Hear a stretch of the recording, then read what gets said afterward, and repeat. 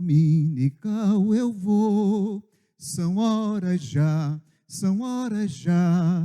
Vem ouvir de Cristo que nos amou. Se quiseres, venha já. Quero ser pontual. Ó, vamos estudar. A Bíblia ensina a todos ser escola dominical. Pastor Ednaldo, lembra dessa canção? Aprendeu no seminário? Essa é mais nova, né, Pastor Ednaldo? Essa é mais nova. Essa é mais nova. É mais velha. Vamos cantar comigo mais uma vez? A escola dominical eu vou, são horas já, são horas já. Vem ouvir de Cristo que nos amou. Se quiseres, venha já. Quero ser pontual. Ó, vamos estudar. A Bíblia ensina a todos ser escola dominical. Aprendi essa canção na escola dominical quando era menino, pastor Ednaldo. No final dos anos 70, a missionária Edeci Calisto estudou no seminário do Recife e ela ensinava a classe de crianças. E essa canção ainda está marcada na nossa mente. A gente cantava sempre aos domingos na sala das crianças, a escola dominical. E isso ficou marcando porque, desde então, a gente sempre foi fixado na escola dominical e Deus reservou justamente o chamado para ensinar, e a escola dominical tem sido esse ponto por onde a gente passa essa alegria de estar na EBD, né, estudando, ouvindo a palavra do nosso Deus e aprendendo. Tem um hino também que fala da escola dominical. Isso, muito bom. Irmãos, então, hoje nós estamos aqui na escola dominical e nós temos um objetivo que é aprender, compartilhar e crescer na palavra de Deus. E nós sabemos que os corações se aquecem com a palavra do Senhor, quando ela se faz esse fogo santo dentro de nós. É claro que alguns se dizem pentecostais, que tem um fogo, mas nós somos com o fogo do Espírito Santo de Deus dentro de nós, que nos faz cumprir com ética, com respeito, com reverência, aquilo que Deus tem para nós. E nesta manhã, nós vamos tratar de 2 livros. Eu já comentei isso com o pastor Jailton e o pastor Eli, que é um sofrimento muito grande, porque você trazer 2 livros grandes para falar sobre eles, a gente se fica assim dolorido, porque tem muitas lições nesses livros que a gente queria passar por eles, e um livro como Neemias, por exemplo, seria um ano inteiro para a gente estudar Neemias, devido às lições que tem presente nesse texto. É tanto que é um dos livros mais usados pelos pregadores na pregação da palavra, é o livro de Neemias, né? O livro de Esté, o livro de Esdras. E hoje nós vamos concluir o que nós chamamos os livros históricos da Bíblia. Nós sabemos que no Velho Testamento, a primeira seção dos livros é a seção dos livros históricos. Depois vem os livros poéticos, depois finaliza o Velho Testamento com os profetas maiores e menores. Não sei se vocês sabem dizer todos esses livros. Quem sabe dizer aqui? Quem sabe dizer aqui? Levanta a mão. Do Gênesis ao livro de... pastor Eli, menos os professores, são os alunos. Os alunos precisam, o professor tem que dizer mesmo. Então, do Gênesis até o livro de Esté, nós temos os chamados livros históricos, né? Porque trata da história de Israel. O pastor Jair disse, o pastor Eli, domingo passado, né, falando sobre a questão da cronologia da história, né, com relação a isso. Alguns, não, mas a Bíblia não tem nada a ver com a história, porque a história da Bíblia não bate com a história secular, montada pelo homem, dentro da cronologia do homem, da história humana. Mas a verdade é que a Bíblia Sagrada, ela não tem essa preocupação de trazer uma cronologia da história humana. A preocupação, mormente, ao Velho Testamento, é sobre a história de Israel dentro da história humana. E aí, em alguns momentos, nesse recorte da visão da lente do povo de Israel, que é o Velho Testamento, essa perspectiva da história do povo de Deus se revelando a esse povo, atuando com esse povo, em muitos momentos, essa nação de Israel ela vai ter uma intersecção com outros povos, com o Egito, com os assírios, com os babilônios, né?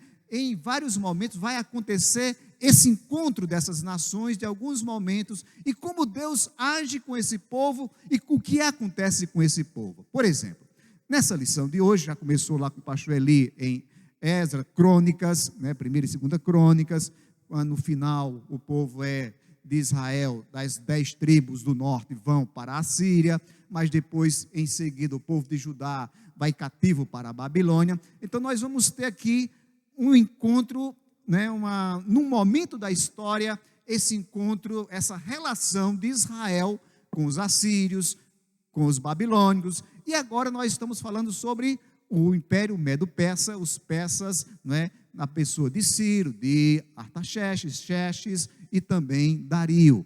Então nós estamos nesse recorte. É claro que aqui não vai tratar a história, por exemplo, de Xerxes I, que é o Assuero, que é o esposo da rainha Esté, que conta a história que ele lutou. Quem aqui assistiu aqui Os 300 de Esparta? Quem assistiu esse filme aqui? Justamente faz menção ao rei Assuero, o esposo de Esté, que vai lutar contra o rei, né, de Esparta, Leônidas, lá nas Termópilas, e o Leônidas reúne 300 homens, soldados corajosos, para enfrentar, né, o exército poderoso do rei, né, Xerxes I, ou Assuero, né, lá na região da Grécia, porque havia uma inimizade entre o rei Filipe, né, o pai do Alexandre o Grande, com o Império Medo-Persa, que é a questão do avanço geográfico, na geopolítica, da conquista e do poder político. É claro que a Bíblia não tem essa preocupação. A preocupação da Bíblia é mostrar a história de Israel, o quanto Deus se revelou por meio desse povo e da providência de Deus e a soberania de Deus. Mesmo o recorte do povo de Israel é um recorte da soberania de Deus sobre toda a história da raça humana. Amém? Vocês estão entendendo?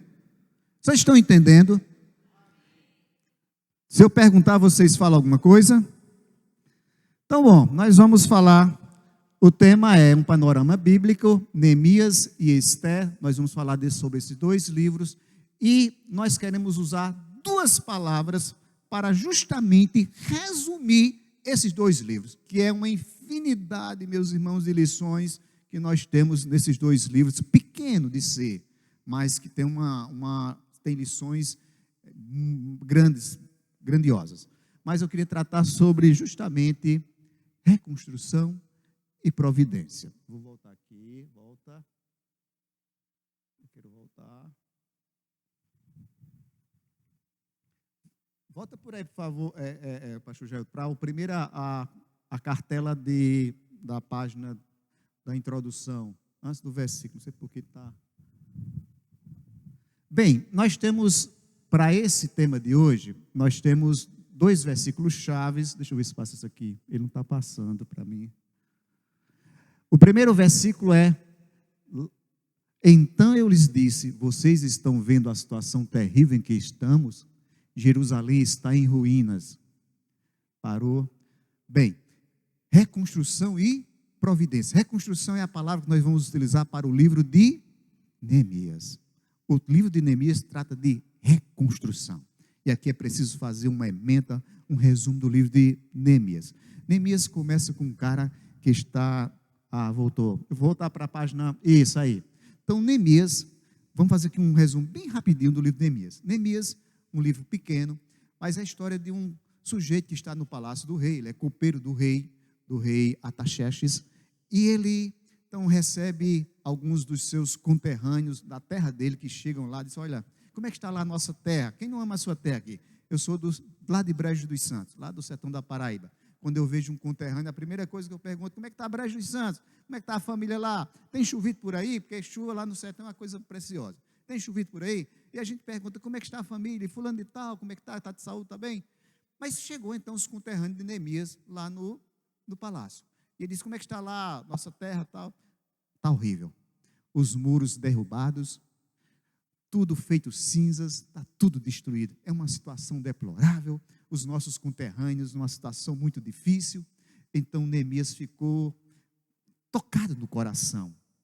E ele então faz aquela famosa oração, que ele ora a Deus, confessa os pecados dele, os pecados do seu povo, e ele vai pedir a Deus para que ele sente no coração a necessidade de reerguer aquela obra que está em ruínas. Ele ora a Deus numa oração maravilhosa. Só oração, pastor, é uma mensagem maravilhosa. Eu não vou entrar aqui porque não dá tempo. E ele ora a Deus, e Deus então toca no coração do rei. Deus vai trabalhando na frente, na oração, respondendo a oração. Porque, meus irmãos, na reparação, na reconstrução, na construção da obra de Deus, os recursos nossos sempre são poucos. Sempre são poucos. E por que são poucos? Porque se nós fizermos de nós, a gente diz, se eu tivesse tantos R$1.000 para eu dar na obra do Senhor, se eu fizesse isso. Mas Deus não permite dessa forma. Sabe por quê? Porque vai valer a nossa vaidade. Porque não vai ter um elemento chamado fé. O justo viverá pela fé. E Deus abre os caminhos do impossível para nós. Porque nada é impossível para Deus. E Deus abre, Deus move o coração do rei. E o rei nota que o copeiro está triste. O Neemias, Neemias, você está triste, tão triste. Você não está doente. Seu aspecto não está amarelado. Você não está assim meio acabrunhado de doença. Seu problema é tristeza do coração. Ele disse, pois é, rei. Eu fiquei assim meio temeroso de falar com o Senhor. Mas a verdade é que como eu não poderia estar triste em saber que a minha terra, a minha cidade está em profunda ruína. Lá as paredes foram queimadas a fogo, não tem mais, as portas foram queimadas, é uma situação deplorável. E isso está machucando o meu coração a ponto tal que eu estou jejuando, orando e pedindo a Deus pela nossa cidade. Irmãos, aqui já tem uma lição que a gente poderia aplicar aqui nesse estudo, e vocês sabem qual é a lição. E Deus tocou no coração do rei, e o rei juntamente com a rainha, porque o rei não dá decisão sem a rainha, né? A rainha é o pescoço, a sustentação da cabeça, às vezes a cabeça, né? Mas a rainha se tocou também, o rei se tocou, disse, o que é que você precisa? Rei, me permita eu sair num tempo, num prazo certo, eu voltarei, mas eu preciso também, não só de ir, mas eu preciso de material, de madeira, nós precisamos de troncos para que a gente possa usar na reconstrução. E o rei disse, está certo, está resolvido o seu problema. E ele sai e Deus vai com ele. Mas, meus irmãos, se Deus toca nos de fora, mas nos de dentro também podem dar trabalho. E havia em Jerusalém, naquela terra lá, os samaritanos, dos povos que vieram pelo meio dos assírios para repovoar, havia 3 sujeitos chamados Sambalate, Tobias e Gesem, e eles então se opuseram à obra de reconstrução, porque eles eram inimigos do povo de Deus. E meus irmãos, a obra de Deus sempre será construída ou reconstruída com oposições. Porque sempre será desta forma, sempre será cheia de desafios. E esses recursos começam das mãos de Deus, que Deus o provê e Deus vai abrindo as portas. O pastor Ednaldo contou a história aqui de alguém que não tinha nada a ver com a igreja, de repente vem para a igreja e oferta de uma forma generosa. Como é que isso acontece? Deus move os corações. Deus move os corações, porque embora a gente diz, eu não tenho ouro, não tenho prata, mas o poder vem do Senhor. E aí Deus começa a providenciar para a restauração, para a reconstrução. Se a obra é de Deus, Ele mesmo vai providenciar. Deus é maravilhoso. Então o rei concedeu, ele foi, mas quando ele chega lá, a situação é difícil mesmo. É difícil. E ele então começa, não diz nada para ninguém, porque ele é estratégico. Irmãos, uma coisa importante, tem situações que a gente não pode dividir. E eu não estou falando aqui de superstição, não. Eu estou falando, é questão de estratégia. A gente pode estar compartilhando planos de Deus com inimigos. E a gente precisa ter essa inteligência, essa sabedoria para empreender a obra. E ele olhou, deu uma olhada como estava a situação e tal. Então ele começou agora a animar o seu povo para a reconstrução. Aquele povo tinha chegado por meio de Zorobabel, né? Tinha edificado o templo, tal, mas ainda faltava muito. E precisava de uma lição de ânimo através daquele copeiro, um cara estrategista que estava no palácio do rei, tinha pego como funciona a questão política dentro de um palácio, e ele então agora vou animar o povo para a reconstrução. E ele começa, então anima, e eles usam espada, uma colher de pedreiro, era a colher e a espada. O olho vigiando e as mãos trabalhando na obra do Senhor. E é isso que deve acontecer. Quando o pastor Ednaldo vem aqui e fala tudo isso, é ele animando o coração de todos para um objetivo da obra do Senhor que deve nos engajar juntamente com ele, porque a ideia é boa, a missão é perfeita, perfeita no sentido que ela é parte de Deus e ela é divina, e a gente precisa se engajar nesta obra. Então, o Neemias faz isso. Vamos animar o povo, vamos embora, vamos construir, porque aqui em Jerusalém está a nossa identidade, aqui está a nossa identidade com Deus, aqui está a nossa cultura e nós não devemos abrir mão, aqui está a nossa língua, aqui está o nosso culto, como nós cultuamos a Deus, vamos todos juntos, porque Deus estará conosco. E aí vem os inimigos, tal, se levantam os inimigos, mas há uma frase, duas frases fundamentais de Neemias que deve mover o nosso coração. O Deus dos céus nos fará prosperar. Meus irmãos, isso é profundo. Diante dos inimigos, os inimigos, vocês não vão conquistar nada, vocês não vão ganhar nada, vocês não vão para lugar nenhum. Um povo desse aí no chão, como é que vocês vão avançar? E eles começaram a zombar do Neemias. E Neemias disse, não escuta o que eles estão dizendo, não. O Deus dos céus nos fará prosperar. Quem garante é o Senhor. Meus irmãos, isso é maravilhoso. Isso é fé. Mesmo não tendo, mesmo não possuindo, mesmo não estando na conta bancária, mesmo não tendo nas mãos, ele diz, o Senhor dos céus nos fará prosperar.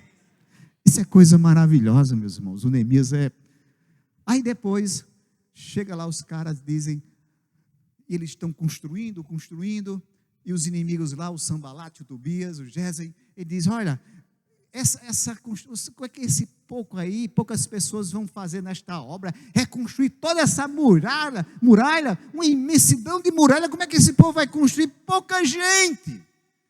Porque eu vou dizer uma coisa para vocês, meus irmãos, na obra do Senhor, nunca é a totalidade da igreja que trabalha, não é, pastor Ednaldo? Dos 100, pelo menos uns 20 trabalham, 20%. Nunca 100% trabalham. Sempre a obra é feita por um grupo menor. É em todo lugar, pastor.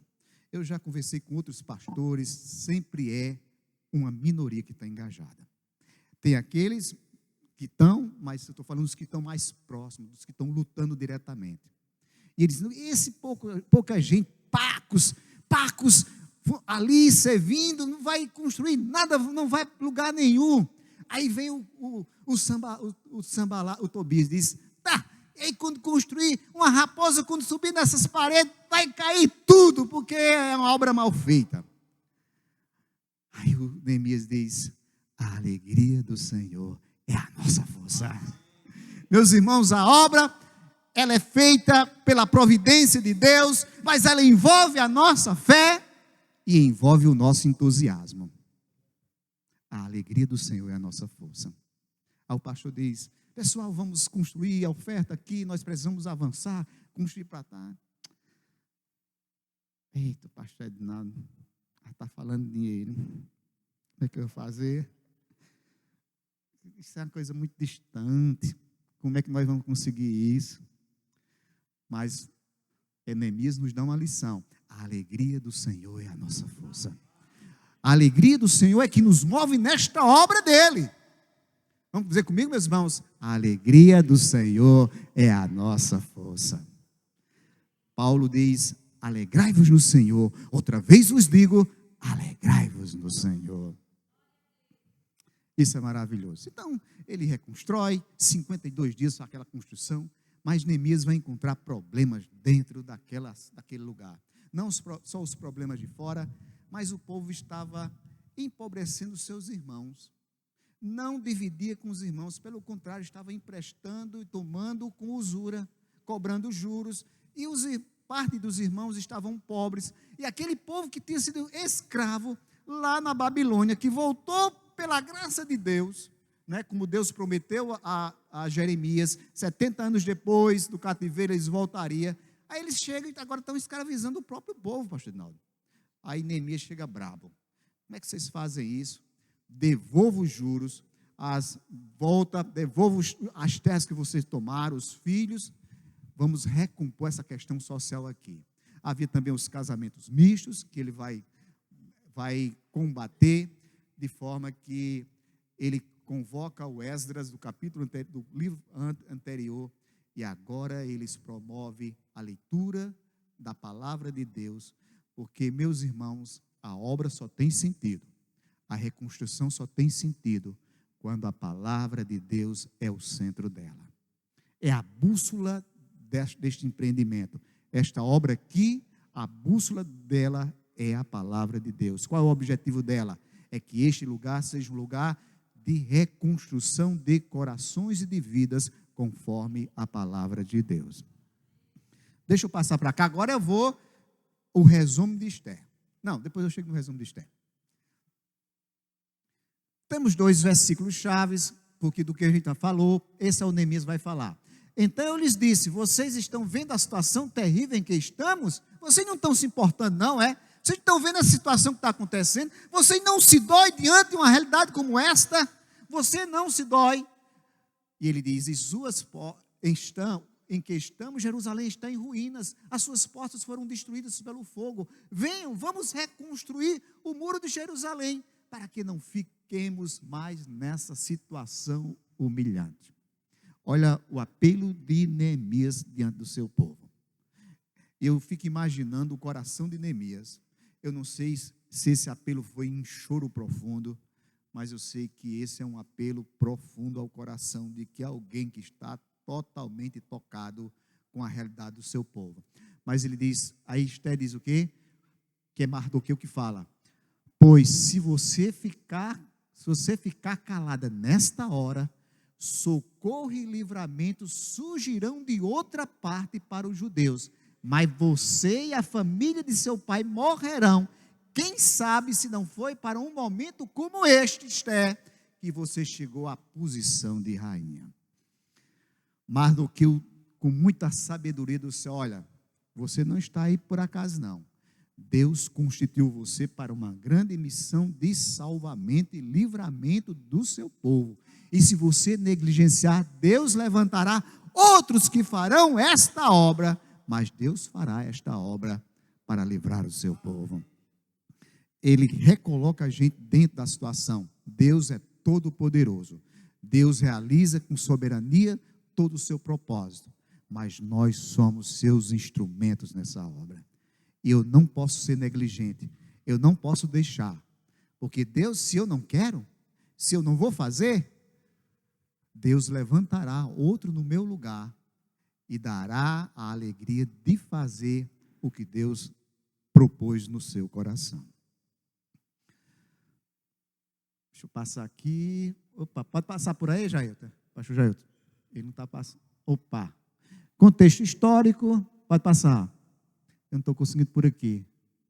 Pode passar, pastor. O contexto histórico de Neemias, eu já falei sobre essa história todinha. Pode passar, pode passar. Isso, ok. Há um avivamento, a palavra volta ao centro. Acho que volta somar um pouquinho. Volta para outro, isso, volta mais, acho que você está andando, isso, volta,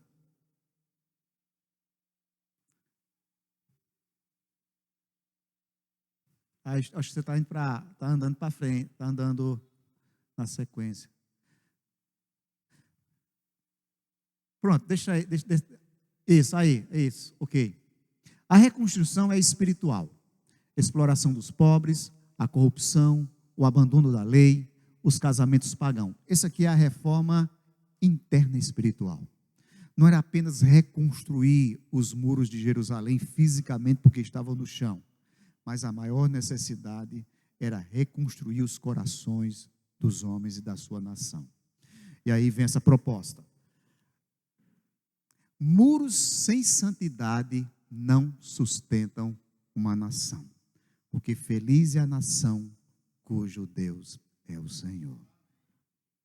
A lição desse momento, dessa história dentro do seu povo, é que a santidade é que sustenta essa nação. Não dá para ser de outra forma. A vida tem que se portar, ela tem que ser balizada pela lei do Senhor, pela vontade do Senhor. Pode passar, pastor, agora. Pode passar. O avivamento começa quando a palavra volta ao centro. A palavra de Deus é o ponto de partida para o avivamento. É um retorno à obediência à palavra de Deus. Eu vou dizer uma coisa para vocês. Quem diz isso? Não é Hernando Dias Lopes, pastor, você lembra ele aqui? E ele diz uma coisa muito interessante, que hoje nós temos Bíblias para todos os gostos. A Bíblia do empresário, a Bíblia do empreendedor, a Bíblia da mulher, a Bíblia dos que oram, a Bíblia dos líderes, do pregador, em várias versões, NVI, NVT, e tantas outras versões, mas nunca se viu tanto analfabetismo da Bíblia. Meus irmãos, o muçulmano, ele lê a Torá de capa a capa, e sabe de capa a capa. Mas nós, no meio cristão, nós não sabemos, muitos cristãos nunca leram a Bíblia de capa a capa. Houve o Alcorão, exatamente, ele sabe de capa a capa, pastor Ednaldo. Eles leem e obedecem. O judeu também, dentro da Mishiná, aquela coisa toda, eles são muito apegados. Mas os cristãos negligenciam a palavra revelada de Deus. A primeira coisa, meus irmãos, que a gente precisa, ao abrir os olhos, é começar com esta palavra. E ao dormir com esta palavra. E ao dia todo com esta palavra, como diz o salmista, antes o meu prazer está na lei do Senhor, e nela medito dia e noite. Então a palavra, você não saber, não ler a palavra de Deus, foi falado aqui, o pastor já propôs aqui no início do ano, você lê a Bíblia durante o ano inteiro, propôs até um esquema, né, de leitura para que você pudesse fazer isso. Eu conheço pastores, pastor Ednaldo, que nunca leram a Bíblia de Gênesis ao Apocalipse. Pastores. A gente precisa saber de livro a livro, do que se trata, de livro a livro.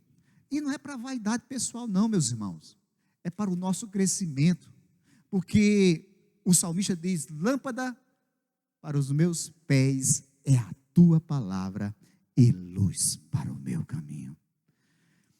Jesus, quando fala do Espírito Santo, o Consolador, ele diz, ele vos fará, ele vos lembrará. Como é que o Espírito Santo vai nos lembrar aquilo que a gente não estuda? Aquilo que a gente não faz como o salmista. Guardei as tuas palavras no meu coração para não pecar contra ti. Então o avivamento de uma obra, meus irmãos, ela ganha sentido quando ela está em torno, orbitando em torno da palavra de Deus como o centro da nossa vivência. Vê se passa. Eita, não estou conseguindo passar. Passa para mim aí, por favor. Cláudia que está lá, isso. Não sei por que está travando. Tá. Então vamos lá. Então deixa eu voltar para...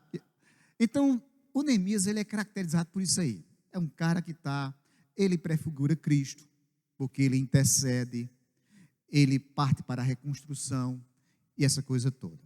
Agora, vamos voltar para o livro de Esther. Esther, uma mulher simples, muito bonita. Mas aí, o livro começa tratando de um rei chamado Assuero. E o Assuero, um sujeito vaidoso, e ele inventa de fazer uma festa que durou 6 meses com muita bebida. Já imaginou 6 meses, o pessoal descendo o goró, bebendo, bebendo e bebendo, e chegou um momento que ele perdeu a razão, o bom senso, e mandou que a mulher entrasse, né, e aí de uma certa forma submeteu a esposa a Vasti, né, a uma situação em que ela rejeitou entrar na presença do rei, e aí gerou um incômodo, porque os sábios do rei dizem, não, o que deve fazer essa mulher é banir ela da presença do rei, porque se o rei não fizer coisa alguma, as outras mulheres agora vão botar os homens para trás. Olha a coisa. Aí o rei, então, depois a rainha Vasti, e quando chegou um certo tempo, ele ficou muito triste, porque estava sentindo saudade da falta da rainha e tal, até que, pode passar isso, pode passar. Isso, a rainha Esther. Então, chegou um tempo, ele estava com saudade da rainha, mas não podia trazer a rainha de volta. Então, se teve a ideia de conseguir uma mulher, uma nova esposa para o rei Assuero. E foi feita, então, uma convocação. Então, saíram pelas vilas, os vilarejos, as cidades lá, onde havia o domínio do império. Para você ter uma ideia, o império deles era 120, né, províncias, tal. Era um lugar muito grande de domínio político. Da Índia à Etiópia, né? Da Índia à Etiópia. Era muito lugar, era uma extensão muito grande. Então, de tantas mulheres que foram ali trazidas para o palácio, depois que passou um tempo lá, né, banhando um perfume, para dar todo um trato, né, para apresentar o rei. E Esther, então, foi agradável aos olhos do rei. E ela, então, se tornou rainha e estava lá. Só que, paralelo dos personagens, havia um sujeito chamado Amã. Amã, ele era de um povo inimigo de Israel. Amalequitas e agagitas, né? Havia uma inimizade. E ele era um cara que estava gozando de muito privilégio diante do rei Assuero. E todos que viam o Amã se prostravam diante dele, menos um sujeito chamado Mardoqueu. Mardoqueu era primo de Esté. Primo de Esté e pai por adoção, né? E criava Esté. E Mardoqueu não se dobrou diante do Amã. E Amã ficou bravo, ficou irritado com aquilo. Quem é esse sujeito? Aí é judeu. Pronto, agora minha raiva é maior mesmo. Vamos matar esses judeus, vamos matar. E ele chegou para o rei, rei, eu queria pedir uma coisa e tal, eu prometo dar tanto em recursos diante desse decreto real, que era justamente exterminar os judeus até o mês do Purim, né? O Purim. E nós vamos exterminar, dá um tempo aqui, nós vamos exterminar todo esse povo. E ele fez isso, e começou a se vangloriar. Só que, nesse intervalo, acontece uma coisa muito interessante, porque haviam alguns homens que estavam tramando a morte do rei Assuero. E o Mardoqueu estava no lugar certo, na hora certa, e viu e ouviu, e passou a história, olha, estão querendo matar o rei, estão conspirando contra o rei. E então o rei mandou prender essa turma aí que estava conspirando, eles foram executados, mas nada de reconhecimento para o Mardoqueu diante dessa coisa em benefício do rei. E aconteceu que o tempo passou, e Amã fez tudo isso, e Amã então maquina, urde a finalização, o extermínio do povo judeu, e Esté está ali, e Mardoqueu não se prostra diante do Amã, mas determina essa morte. Então Mardoqueu vai até o palácio, manda um recado, diz a rainha Esté que ela precisa ir ao rei, ela precisa intervir, porque se ela não está aí por acaso, ela está, nas minhas palavras, ela está aí na posição de rainha porque Deus o colocou. Agora abra um parênteses, eu estou falando Deus colocou, mas o texto de Esté, o livro de Esté, tem uma coisa curiosa em relação aos demais livros, é que o livro de Esté não aparece explicitamente a palavra de Deus. Mas Deus está implicitamente através de feitos extraordinários. Então, a rainha fica ali, começa a orar, a jejuar, e caiu, pediu para as demais servas jejuarem, para que ela pudesse ter acesso ao rei, para poder pedir autorização do rei, para ir interceder pelo seu povo. É claro que ela não vai dizer qual é o povo dela, ela faz uma estratégia, cria uma festa, convida o rei, convida o Amã, para que naquele momento da festa ela pudesse declarar quem era o inimigo do seu povo. Mas aí tem algo que eu acho fantástico desse livro de Esther. É uma coisa assim que eu fico assim pensando como aquilo aconteceu. O rei, Deus colocou uma insônia no rei. O rei passou a noite sem dormir, não pregava os olhos. E é claro que ele não tinha naquele tempo um remédio de dormir, né? Um alprazolam, um remédio dessa espécie aí, né? Não tinha para ele poder dormir, né? Que hoje muito se utiliza para pegar no sono, né? Um alprazolam, né? Um Rivotril, uma coisa desse tipo assim. E o rei ficou com insônia, não conseguia dormir.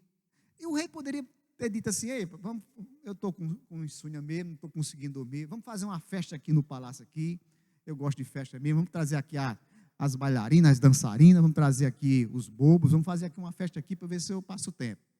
Mas sabe o que ele pede? Ele pede para alguém, o escrivão, ir ler as narrativas como uma ata de cronológico de eventos, de acontecimentos, dos escribas que vão escrevendo o que vai acontecer, seja a questão de política, a questão de decisões. É como assim o pastor Edinaldo tivesse um insônia. Eu vou ler aqui a ata para passar, a ata da igreja, né? Eu vou ler a ata da sessão, que foi que aconteceu e tal, e começa a ler aquele livro para ele. Aí chega num certo momento, vai narrar a história de Mardoqueu, que livrou a vida, salvou a vida do rei, que poderia ter sido reconhecido lá no passado. Quando ele fez isso pelo rei, o rei, poxa, você me salvou, o que é que eu posso fazer por você? Agora eu vou fazer isso com você. E aqui tem uma lição muito importante, meus irmãos. Todos nós somos carentes de reconhecimento. Todos nós gostamos de ser reconhecidos. Poxa, eu fiz isso e o pastor nem disse nada. O pastor não deu nem uma palavra. Eu fiz tanto esforço e o pastor não disse nada. O pastor Edinaldo, o pastor Jair, não falou nada para mim. Pronto, agora eu não faço mais nada. Isso lembra uma história contada por aquele pastor que é de missões, presbiteriano, que ele vive na África. O nome dele, meu Deus, ele é aqui de Pernambuco, eu esqueci, Ronaldo Lindório. Ronaldo Lindório foi pregar numa igreja. Aí ele sentou justamente junto da mulher que era a boleira, que tinha feito o bolo. Aí o pastor falou: eu queria agradecer a fulano. O grande perigo é você citar nomes, porque você vai acabar esquecendo alguém. E ele começou e disse todos os nomes, menos da mulher que fez o bolo. Menos da mulher que fez o bolo. Aí a mulher do bolo disse: tá bom, pastorzinho, próximo ano você vai ver quando faço bolo para a igreja. Você não faz mais bolo de jeito nenhum para a igreja. Você esqueceu de mim. Esqueceu de me agradecer também. Agradeceu a todo mundo, menos a mim. Por isso, a gente não pode esquecer da boleira, pastor Edinaldo. Tem que falar a todos. Tem que falar a todos, agradecer a todos. E não agradeceu. Eu fiz tudo. Mas isso acontece muitas vezes porque a mente do pastor, de qualquer um, do líder, é falha, vai esquecer em algum momento. É tanta coisa na cabeça para falar, para discorrer, que acaba passando pela mente da gente. Não é uma falha. Mas nesse caso de Mardoqueu, não foi uma falha, foi uma providência de Deus. Porque se ele tivesse feito aquilo ali, ele não tinha escapatória lá no futuro. Deus espera ainda que a sua recompensa não é agora, a sua recompensa é depois. Meus irmãos, quando nós empreendemos na obra do Senhor, nós não empreendemos para o líder. Exatamente, minha irmã. Então, a gente não faz para os homens, porque se nós fizermos na perspectiva dos homens, nós vamos sofrer o dilema da ingratidão. E nós vamos amargar aquilo. Mas quando nós fazemos para agradar a Deus, a alegria do Senhor está em nós. Mas foi providência de Deus. Meus irmãos, o que é semeado na obra, ela vira frutos, não tem como ser diferente. Tudo que semeamos de bem, e Paulo recomenda isso, semeie, porque nos tempos certos você vai colher. Se semeia bem, vai colher bons frutos, vai multiplicar. Se semeia mal, vai colher mal. Mas a verdade é que na obra do Senhor, no fazer o bem, na generosidade, no futuro nós vamos colher. Portanto, meus amados irmãos, sede firmes e constantes na obra do Senhor, sabendo que o vosso trabalho no Senhor não é em vão. O que plantamos, nós vamos colher. Isso é precioso demais. Não se esquente, poxa, eu já fiz isso, já faz tanto tempo. Vai chegar o momento certo. Meus irmãos, tem um momento certo de Deus, a providência de Deus para nós, para que Deus nos honre na sua graça. Não se preocupe, tem um momento certo. Outra coisa, voltando para Neemias. Neemias tem os seus inimigos. Meus irmãos, a gente enfrenta os nossos inimigos, não de forma direta, mas nós enfrentamos os nossos inimigos em oração diante de Deus. Porque Deus é quem julga a nossa causa. Isso é importantíssimo. Então, o Mardoqueu não é reconhecido, até que o rei tem uma insônia, e quando ele, foi feita alguma coisa por esse homem aí, o homem estava condenado à forca. O Amã fez uma forca de 15 metros de altura para enforcar o Mardoqueu. Mardoqueu estava, entre aspas, na antessala da morte, da execução. Ele estava para ser morto, e iria ser morto se não tivesse acontecido isso. Aí o rei disse, poxa, mas o que eu não estou vendo aí, outras palavras, não estou vendo aí nessa ata aí, nesse livro aí, foi o que foi feito em reconhecimento ao ato bondoso de livramento pela vida do rei. Não foi feito nada não, nenhum reconhecimento. Aí, quem vem chegando na hora? Amã. Na hora certa, pastor. Na hora certa. Deus faz as coisas certas que a gente não compreende. Eu, em 2003, eita, até que horas, hein? Mas eu vou terminar. Em 2003, eu e Vanusa, a gente decidiu ir para Roraima. Nós fomos arriscar uma nova vida em Roraima, mas não deu certo. E nós voltamos. Eu voltei para Brejo dos Santos. Aí eu vim aqui, eu digo, eu vou a João Pessoa, ver se eu consigo conquistar um novo trabalho e tal. E eu vim aqui para Cabedelo, fiquei aqui em Cabedelo, morava em Cabedelo. Aí vim num culto aqui na igreja. Quem estava aqui era um cantor, Carlinhos Félix. Não sei se alguém lembra aqui desse dia que ele estava aqui. Ele disse, olha, eu queria dizer uma coisa, eu tradicional, histórico, né? Aí disse, eu tenho que dizer uma coisa aqui, que Deus está providenciando empregos para alguém. E eu tinha vindo atrás de emprego. No outro dia, eu fui, tinha um primeiro emprego, o cara disse, olha, você pode trabalhar, mas aqui não tem, só tem hora de entrar, não tem hora de sair, e tal. Eu disse, tá bom. Aí fui na Assembleia Legislativa. Quando eu chego na Assembleia Legislativa, mesmo no momento que tinha terminado a sessão da Assembleia, e estava lá o presidente, o então saudoso Rômulo Gouveia. E Rômulo Gouveia olhou para mim e disse, Eri, tu voltou do norte, foi? Tu quer ficar? Ele falava assim um pouco fino, você quer ficar com a gente aqui na TV Assembleia? Gordão. Eu disse, quero, presidente, eu quero sim. Fala ali com o Vicente. Aí eu falei com o Vicente, isso no mesmo dia. Aí eu disse, olha, Vicente, tem que ser um salário assim e tal. Na época, eu disse, tem que ser uns R$1.500, eu quero receber, né, pelo meu trabalho, eu sei que eu vou estar o dia todo aí. Aí quando eu recebi o salário, quase R$2.000. Naquela época, né, há 22 anos atrás. Mas o que eu quero dizer é o seguinte, é que Deus vai abrindo as portas, Ele mesmo, no momento certo, na hora certa. E aí, naquele momento certo, na hora certa, eu cheguei para o momento certo, para confirmar o que Deus tinha falado ao coração. E eu já estou há mais de 22 anos na Assembleia Legislativa e comecei na semana passada em um novo trabalho dentro da Assembleia. Com um outro presidente que diz, venha, está resolvido para você. E aqui não tem tráfico de influência, aqui não tem nada disso aqui, mas somente a mão poderosa de Deus agindo em prol do seu povo. Só para dizer isso que aconteceu com Mardoqueu. E entra Amã. Amã entra todo... Aí diz, Amã, o que se deve fazer aquele que honra o rei? Aí só pode estar falando de mim. Eu estou com a bola cheia com o rei. Eu estou de cima com o rei. Deve ser comigo. Aí ele disse, se é comigo, agora eu vou por baixo mesmo.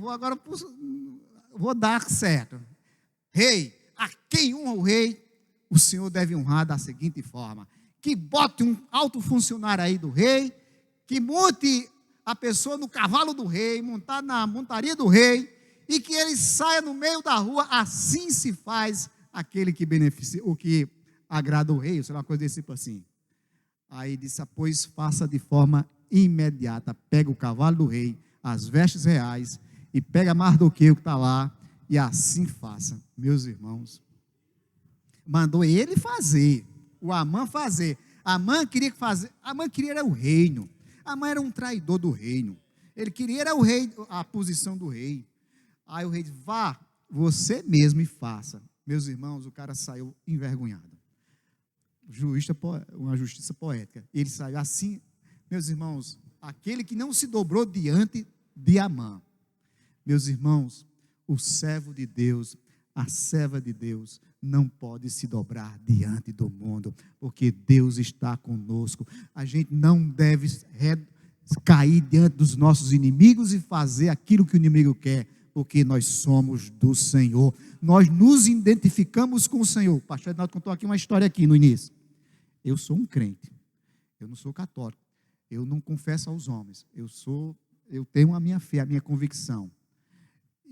Alguém, assim como os inimigos de o Sanballat e o Tobias, o padre italiano e o pastor Ednaldo, bem, se for o caso eu vou embora, mas deixar a minha fé eu não vou deixar não, deixar de ser crente eu não deixarei, de ser protestante o que você está dizendo aí, até que Deus honrou em sala de aula. Aqui, olha quem é o servo de Deus, só para dar um exemplo do que está contando. E aí, faça. E ele lá, assim se faz aquele que honra o rei, assim se faz aquele que honra o rei. O homem ficou morto. Quando chegou em casa, morto de vergonha. Aí a mulher do Amã disse uma coisa, olha, você tá frito. Você começou a cair diante desse judeu.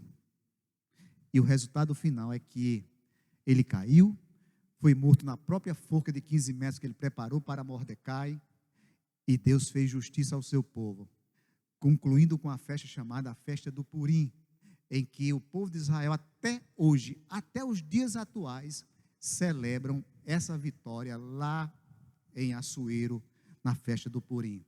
Para dizer o que, meus irmãos? O choro pode durar uma noite, mas a alegria vem pela manhã. A nossa luta pode durar por um tempo, mas nós também teremos a nossa festa do Purim. Nós teremos também a nossa celebração, porque não é pela nossa força, não é pela a força do nosso braço, mas é pelo Senhor que luta por todos nós. Amém? Quem crê nisso? Quem está nessa fé? Que Deus assim nos abençoe. Amém? Vamos ficar de pé e vamos orar.